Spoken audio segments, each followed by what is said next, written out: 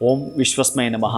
ಪ್ರೀತಿಯ ಬಂಧುಗಳೇ, ಇದು ಅನನ್ಯೋರ್ ದಂಪತ್ಯೋಹೋ ಈ ಶಬ್ದವನ್ನು ನಾವು ಕೇಳಿರ್ತೀವಿ. ರಾಷ್ಟ್ರಾಶೀರ್ವಾದ ನಾನು ಹೇಳಿರ್ತೇನೆ, ಅದನ್ನು ಕೇಳಿರ್ತೀರಿ. ಕೆಲವೊಂದು ಶ್ಲೋಕಗಳ ಕೆಲವೊಂದು ಪ್ರಾರ್ಥನೆಯೇ ಬಹಳಷ್ಟು ನಮಗೆ ಪ್ರತಿಫಲ ಕೊಟ್ಟಿರುತ್ತೆ. ಅದನ್ನು ಯಾರು ಉಂಡಿರ್ತಾರೋ ಅವರಿಗೆ ಅನುಭವ ವೇದ್ಯವಾಗಿರ್ತಕ್ಕಂತಹದ್ದು. ಇವತ್ತು ಅಂತಹ ಪ್ರತಿ ಕುಟುಂಬದಲ್ಲೂ ಕೂಡ ಯಾವ ಮನೆಯಲ್ಲಿ ಕಲಹ ಇಲ್ಲ, ಎಲ್ಲ ಮನೆಯಲ್ಲೂ ಕೂಡ ಇದ್ದೇ ಇರ್ತವೆ. ಆದರೆ ಪ್ರತಿಯೊಬ್ಬರು ಕೂಡ ಇನ್ನೊಬ್ಬರನ್ನ ಟೀಕೆ ಟಿಪ್ಪಣಿ ಮಾಡ್ತಿರುತ್ತಾರೆ.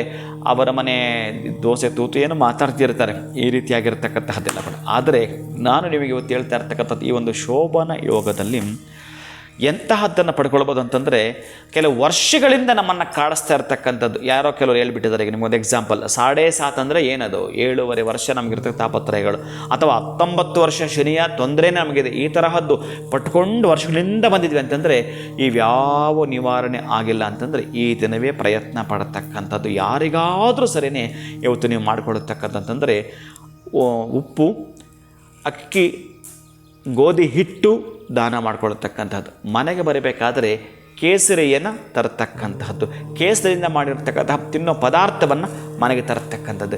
ಇವನ್ನು ನೀವು ಮಾಡಿಕೊಳ್ತೀರಿ. ಸಾಧ್ಯವಾದರೆ ಸಂಜೆ ಶನೇಶ್ವರನ ದರ್ಶನ ಮಾಡಿಕೊಂಡು ಮನೆಗೆ ಬರ್ತೀರಿ. ಬಂದು ಕೂಡಲೇ ಮಕ್ಕಳನ್ನು ಮಾತಾಡಿಸ್ತಕ್ಕಂಥದ್ದು. ಮಕ್ಕಳಿಗೆ ನೀವು ಆ ತಿಂಡಿ ತಂದಿರ್ತಕ್ಕಂಥದ್ದು ಕೊಡೋದ್ರಿಂದ ಎಷ್ಟು ಚೆನ್ನಾಗಿ ಅಭಿವೃದ್ಧಿ ಅಂತಂದರೆ ಗೊತ್ತಿಲ್ಲ.